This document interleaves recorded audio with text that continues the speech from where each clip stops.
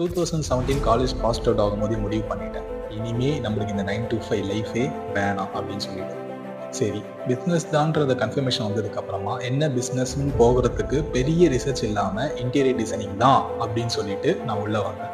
அதுக்கான main reason என்னோடய family background. எல்லாருமே இன்டீரியர் டிசைனிங் ஃபீல்டில் தான் இருக்கிறாங்க.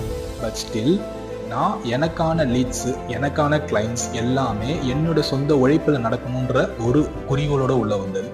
அதற்கு பிரதிபலனாக கிடைச்சதுதான் 2018 அடித்த முதல் ஒர்க். ஸோ ஃப்ரம் 2018 till 2026 இப்போ நான் பண்ணியிருக்க அனைத்து ஒர்க்ஸுமே என்னை சார்ந்து, என்னுடைய கம்பெனி சார்ந்து நான் உருவாக்கின ஒரு லீட் பேஸ்.